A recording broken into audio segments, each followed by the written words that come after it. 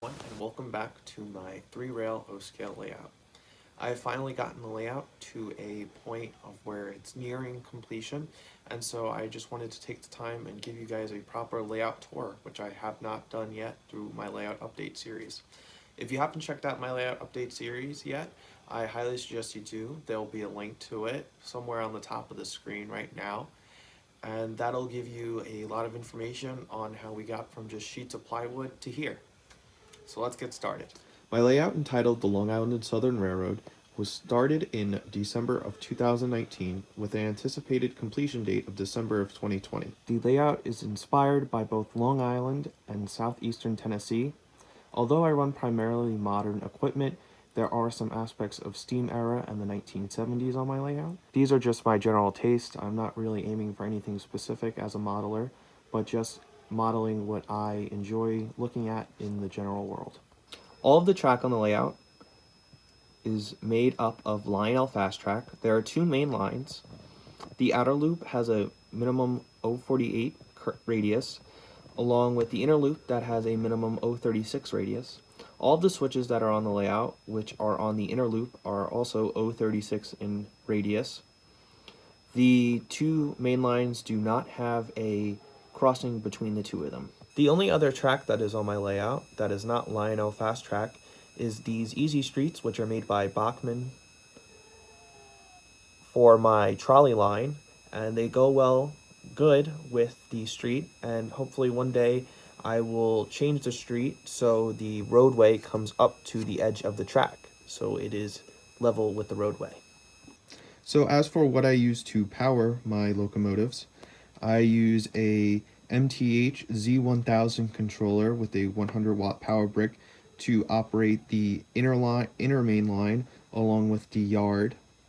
On the outer main line, I'm using the DCS remote commander, which means that I can only run my command control trains on the outer line. And for my Lionel Line Chief E44, I use my Line Chief remote. Now, for all the buildings that you may see on the layout, they are made by either Lionel, MTH, or Menards. Now, with the exception of the Menards buildings, which are plugged straight into the outlet, all of the buildings are powered by the same 100-watt power brick that operates and powers the inner main line loop. The tables themselves are just 3 sheets of 4x8 plywood that are 36 inches off of the ground. One unique aspect about them, though, is that all 3 of these tables are separable. Because of construction work that still needs to take place on the walls surrounding the layout, along with the need for a ceiling and some new lights, the tables have to be moved in order to do that work. So they are all on wheels, and all the wires are hitched together from table to table with a trailer hitch jack, which means all I have to do is unplug them and I can roll out the table easily. All of the scenery will stay intact, hopefully, and hopefully once I have to do that once for construction, it never has to happen again. Now, for any of the scenery work that you see on the layout, the majority of it is woodland scenics, along with some JTT scenery and some generic Hobby Lobby brand scenery. Starting in the back, we have this mountain that I've carved out of pink foam, just sitting back there, representing a typical mountain/hill that you would see in eastern Tennessee. It was originally supposed to be in the foreground of the layout, but made some scenery changes, and I figured that it would be best to put it back there, along with the Pennsylvania Water Tower, and eventually a Long Island Water Tower, which you'll see in a moment, will be moved back there. Moving more closely to the front of the layout, the first 2 tracks that you'll see here on the far right are the 2 mainline tracks. The next 2 tracks on the left are for freight car storage. They come together at this switch here, which then connects to the main line here, where this freight car sits. Now, continuing to move to the left, the next 2 tracks are for the engine storage facility, where the MTH President H.W. Bush baggage car, along with my Line Chief Norfolk and Western E44 sit. They come together at that 030 switch there, where there is a track leading down to the main line once again, where this boxcar is sitting. Now, in the very foreground of the layout, we have a little farm scene. I carved this out of pink foam, These are JTT Scenery corn stalks, along with Woodland Scenic Static Grass, fine medium blend ballast. And this is a flat structure from PGH Train Fanatic, his store, his eBay store. And it comes together to make a nice farm scene. And then also in the center of the two main lines, I put some ballast and grass. Eventually, the rest of the yard is going to have to be scenic, but I'm putting that off until the two tables are taken apart for the construction work that has to take place within the room. On the middle table of the layout, looking in the far back here, we have 4 Lionelville houses. All of the streets are simply black spray paint that were painted right onto the grass mat itself. It gives the roads a nice asphalt-like texture. The one house that's sitting on a hill was carved out of pink foam. All of the grass that you may see is Woodland Scenic's fine, it's Weeds F44, and all the curbs are made out of balsa wood. The 3 lamps are Lionelville lamps, and all of the vegetables and bushes around the one house on the hill are made by JTT's Scenery. Moving towards the front of the layout here, there is a MTH Rail King Strasbourg switch tower that I picked up some years ago to serve as the switch tower for my small yard and engine service facility. Moving to the left, where the road continues, we have the Menards number 12 fire station, which I picked up because it's very similar to the fire station that is in Emergency. It is a TV show from the 70s, but it was a nice reminder. It's a show that I watch a lot with my dad, so I had to pick that up. Right next door to the firehouse is the Piggly Wiggly. It is a southern grocery store chain, and like the fire station, it is also from Menards, with great interior detail. The lines that are in front of the Piggly Wiggly are hand painted by myself. Admittedly not the best. One day I'll go back and touch these up even further, but for right now, they serve their purpose. All of the lines that you see in the roadway are painted via a paint marker, done using a ruler. They turn out pretty good. I'm gonna have to go back and touch these up eventually. So up in the very front of the layout, we have the passenger train station. Now this is inspired to be a Long Island Railroad station, more specifically the Deer Park Long Island Railroad station from the 1970s. I added the Pennsylvania Keystone signs to pay homage to the Long Island Railroad's heritage of being a once Pennsylvania Railroad owned line. In the middle of the 2 tracks, we have an island platform consisting of 5 Lionel station platforms. The parking lot, just like the rest of the roads, are a black spray paint painted right onto the grass mat itself.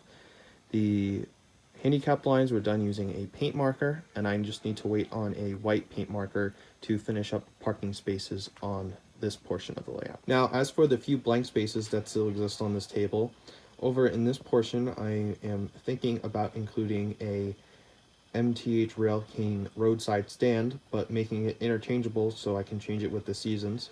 So in the summer, I could have a fireworks stand over here, but in the winter, I could have a Christmas tree stand here and dress it up with snow and whatnot. Just something nice to keep the layout fresh for any time anyone visits it. Moving towards the center here with these 2 islands, these are eventually going to have grass and trees and whatnot, making them look more like a roadway median.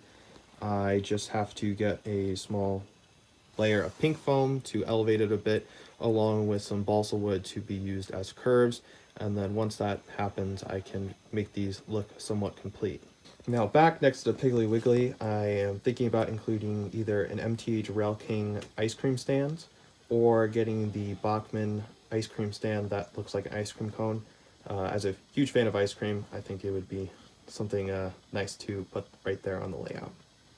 And then right up in front here, next to the train station, I am considering getting a Lionel newsstand, the fake newsstand that came out in their most recent catalog, and just putting that next to the train station as if the people were going to pick up a newspaper before they head out on the train in the morning. So this area of the layout, this small little city scene, is based off of Babylon, New York, which is a small little village on the South Shore, and a real nice area that I like on the island. As I mentioned earlier, all the buildings in this section are either MTH Rail King or Lionelville. The mortar done on the buildings was all done by myself using washed down white paint. The roads are just black acrylic paint painted on, and the parking lot over there is just gray acrylic paint painted right onto the plywood. I hope to one day get Woodland Scenic's fine black ballast and making a more lifelike roadway more than the current just black painted on plywood, but it's a real nice, cheap, and easy solution to roadways, and it makes the layout look a lot better than just having plywood there.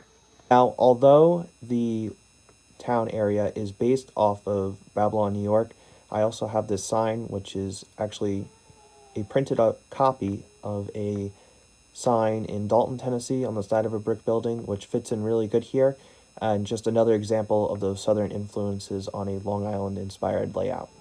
In front in the town here, I have a small little park.